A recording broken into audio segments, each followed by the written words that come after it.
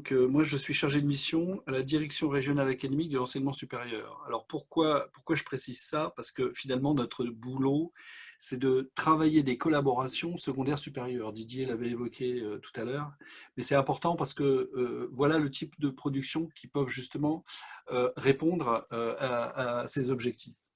Alors, le magistère, c'est un MOOC, hein, pour ceux qui ne sont pas habitués à la terminologie du second degré. Enfin, ça, c'est éducation nationale.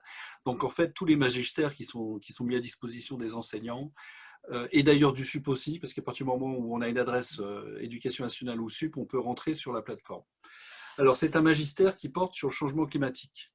C'est un magistère qui est construit, et là j'ai évoqué rapidement, alors vous avez à droite les thématiques qui sont abordées sous forme de, on va dire c'est chapitré, mais évidemment il y a des liens entre les différents chapitres. Mais c'est une formation d'abord qui vise en priorité la formation continue, et elle est mise en œuvre cette année. Et je vais simplement dire un mot du coup supplémentaire sur l'aspect simulation de COP. Alors, il y a différentes modalités, et c'est pour ça que je l'ai présenté sous cette forme-là. Vous avez des contenus scientifiques qui, eux, sont comment dire, élaborés par des chercheurs dans le domaine donc du changement climatique au travers d'une instance, alors qui est en train d'évoluer parce que maintenant les LabEx n'existent plus, mais aujourd'hui il y a des instituts dans l'enseignement supérieur qui permettent de réunir des labos et des chercheurs qui travaillent dans des domaines différents. Donc on a vraiment un travail qui peut être construit en pluridisciplinarité. Et pour le changement climatique, ce serait aberrant d'imaginer de faire autrement. Donc, c'est le résultat d'un travail de différents chercheurs sur différents domaines. Je ne vais pas rentrer dans le détail, mais alors attends, pas encore. Mais je dirais ce qu'on a nous décidé d'ajouter dans ce contenu scientifique qui permet d'éclairer sur les enjeux et la compréhension du phénomène du changement climatique, c'est d'y adjoindre l'exercice de simulation de COP. Voilà. Et c'est de ça dont finalement on voulait parler. Donc là, je dresse le contexte. Donc il y a en ce moment la mise en œuvre d'une simulation de COP. Il y a une cinquantaine d'enseignants qui sont inscrits. On a organisé la première séance en visioconférence vendredi dernier, à laquelle justement ont participé tous les enseignants inscrits. Et ce sont des enseignants donc de diverses disciplines. Alors, un autre point sur les modalités, c'est qu'ils vont avoir une production à fournir. Alors, l'un des aspects de cette production, c'est de réaliser un clip qui correspond au discours d'ouverture qui doit être donc mené le jour de la simulation. Et autre chose, c'est la rédaction d'un article, et c'est un peu ce qui fait la particularité de notre simulation, c'est que la simulation qu'on va mener, elle va se mener en 2031. Alors, je dis 2031 parce qu'il s'agit pour tous de se projeter donc dans une dizaine d'années et d'imaginer et d'essayer de construire, de concevoir le monde dans lequel on sera quand il s'agira de réaliser cette conférence des parties quand on se retrouvera donc en mai 2021. Et enfin, la quatrième modalité, c'est la simulation qui, elle, aura peut-être lieu en présentiel, mais avec les risques qu'on connaît, donc il risque aussi d'être joué en distanciel. Alors, et là, tu peux basculer sur la deuxième diapo. Alors, ce que j'ai essayé de faire là, rapidement, et là, c'est plus que du TGV, c'est du TTGV. Hein. Donc, j'ai jeté sur la page ce que j'avais en tête ce matin, quand je me suis préoccupé d'essayer de voir un peu ce qui pourrait justement être éclairé. Et je pense, au regard de ce que tu disais tout à l'heure, Didier, analyser un peu plus finement et évaluer au sens de la pertinence, de l'efficience, de l'efficacité, etc., etc. Bon, bref.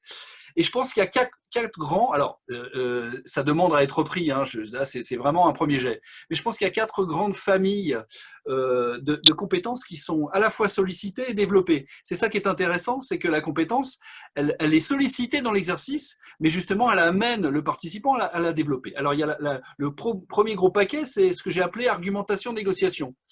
J'ai pas voulu laisser tout seul l'argumentation parce que je pense que là, pour le coup, c'est pas une formation à l'argumentation, mais c'est inscrit aussi dans une pratique. Et ça, je trouve que c'est ce qui est intéressant dans la simulation de COP. Alors, ensuite, j'ai décliné ce grand paquet-là La pensée dialoguée, bon, alors ça me demanderait un peu de temps, on l'a pas parce qu'il me reste 2 minutes, hein. Mais pensée dialoguée, j'ai vraiment fait exprès d'utiliser ce terme-là. Moi, je pense au dialogue de Platon, hein. L'usage des sources, et ben là, justement, comment on fait cet usage des sources? Et ça demande aussi à être. D'abord, il faut comprendre comment on peut s'y référer, comment on les utilise et comment on fait appel à l'aide quand on construit une argumentation. Et tout à l'heure, c'est Thomas qui posait la question du rapport aux sources. 95% des enseignants, hein, qui enseignent, ils n'ont pas un rapport direct aux sources. En général, c'est du deuxième ou troisième main, hein. Et ben ça pose quand même une question par rapport au corpus scientifique. Et tout le monde ne lit pas le rapport du GIEC, hein, Didier. Alors ensuite, la notion de poids de l'argument. C'est qu'est-ce qui fait qu'un argument peut emporter sur l'autre. Et enfin, tout un travail sur consensus, compromis, désaccord, dissensus, pour finalement s'interroger quand même sur une notion qui, à mon avis, est cardinale et qui manque dans nos préoccupations, c'est celle d'intérêt général. Là, on est dans le paquet argumentation-négociation. C'est multithématique. Donc là, je glisse dans le jaune. C'est multithématique parce que ce qui m'apparaît de plus en plus, c'est qu'en fait, on peut faire une COP sur le changement climatique, mais on peut en faire sur la biodive, on peut en faire sur le système alimentaire, la transition énergétique, et je mets en rigolant la construction du barrage de Serponçon. En fait, la simulation de COP, et je mets 3 petits points, ça peut s'appliquer à toute situation où il faut qu'on décide, où il faut qu'on argumente, où il faut qu'on construise un accord, où il faut qu'on construise un compromis, où il faut qu'on sollicite la société, il faut qu'on sollicite les experts. En fait, ça rend compte de la vie sociale, politique, civile, dans laquelle on est tous plongés et qui peut permettre justement cette acquisition au travers du troisième pôle, qui est le processus collectif. J'ai l'impression de vendre un produit, une lessive plus blanche que blanche, hein. Non, non, mais c'est super. Alors, le processus collectif, je mets ça parce qu'en fait, c'est ça qui nous intéresse. Et en fait, c'est tout ce qui va être, comment dire, sollicité dans ce processus. Alors, j'ai mis la partie politique parce que je pense qu'au sens propre du terme, il y a vraiment là un exercice politique dans la simulation de COP. C'est pour ça que jeu de rôle, ça rend pas justice à l'exercice parce qu'on a l'impression qu'on joue.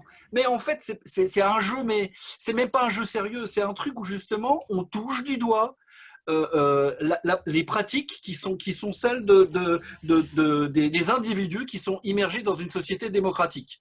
Alors, je ne fais pas la part, hein, des sociétés totalitaires, on est bien d'accord que c'est une société, entre guillemets, démocratique. Donc, il y a bien un exercice qui est sollicité, c'est celui de l'exercice démocratique, l'apprentissage du pouvoir, c'est-à-dire qu'à un moment donné, on décide ensemble, et ça, c'est l'exercice du pouvoir. Et enfin, tout l'aspect collaboration-négociation, dans le travail de préparatoire des échanges, c'est qu'on ne décide pas tout seul. Donc ça s'apprend. Je pense que ça aussi, ça fait l'objet d'un apprentissage et d'exercice. Et donc tout l'aspect travail d'équipe, trouver des points d'accord, maintenir une cohésion dans le groupe et toute la partie relation intersubjective que je ne voulais pas oublier. Et enfin, je termine, et voilà, j'ai fini, et j'ai dépassé de 2 minutes. C'est l'aspect oral. Parce que finalement, et ça, en ce moment, on est en train de se rendre compte que notre système éducatif, finalement, il a oublié que les gens se parlent. Il a oublié que dans le champ démocratique, c'est important que les gens puissent prendre la parole, s'adresser aux autres et dire ce qu'ils pensent, et éventuellement faire évoluer les choses. Et ben là aussi, c'est l'occasion d'exercer ça. Et donc, ce qui fait la richesse du truc, c'est que finalement, ça ne travaille pas uniquement que l'oral. Il ne s'agit pas simplement de savoir comment je vais parler, comment je positionne mon souffle, mais ça travaille sur la forme, sur le formalisme. Et en fait, il y a beaucoup de choses qui empêchent l'exercice de la parole parce qu'on n'a pas le code, on n'a pas les codifications, on ignore les normes. Donc, il y a un formalisme qui est travaillé. Ensuite, il y a les pratiques. Bon, bah ça, ok, il y a les pratiques oratoires qui sont sollicitées et qui donc exercées. Et puis, finalement, ce qui est intéressant, c'est aussi le travail sur le rapport entre l'écrit et l'oral. Ce n'est pas que de l'oral, il y a aussi de l'écrit.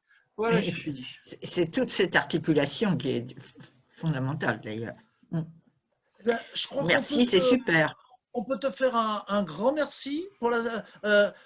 Jean, on est pratiquement d'accord sur le fait que, comme avec Fabien, c'est un des outils dont on va lancer une analyse prospective, une analyse éventuellement même un peu critique. Oui, oui, mais justement. Ouais. Et on a tout à faire. C'est pour ça que, sans vouloir imposer aux gens pour ces 6 mois à venir, de travailler uniquement sur les COP, uniquement sur les fresques, c'est quand même 2 outils dont on peut se saisir parce qu'on a déjà des choses qui existent. C'est des outils qui montrent des fonctionnalités. Ce que tu as dit très bien, Jean, c'est qu'on peut très bien se faire une petite COP à la maison sans forcément se faire une COP à l'échelle nationale ou internationale. Oui, oui, tout à fait. Et ce qui est important, si on raisonne en termes de compétences, c'est peut-être pas forcément de changer le climat, mais c'est peut-être aussi de changer les personnes et de mobiliser toutes ces compétences sur un exemple qui peut être presque dans l'absolu local. Oui, oui, mais complètement. Alors ça, si tu veux, j'y avais pensé, mais je ne l'ai pas mis, j'ai oublié. En fait, c'est multithématique et c'est multispatial. Parce que c'est clairement, ça peut être à l'échelle internationale, mais ça peut être à l'échelle territoriale. Et comme c'est pour ça que le barrage, là, c'est ça, ça peut être à l'échelle, vraiment, ça pourrait même être à l'échelle municipale. Alors, je crois qu'on est obligé de clore un peu en queue de poisson. Euh, tout ce qu'on a vu là aujourd'hui, de toute façon, moi je referai un message à l'ensemble des gens présents et des gens qui regardent en différé, ce qui est quand même le cas de la majeure partie des collègues inscrits, qui regardent en différé. Les vidéos, toutes ces choses-là, on les mettra à partir de lundi, mardi, mercredi prochain, en les découpant en petits morceaux.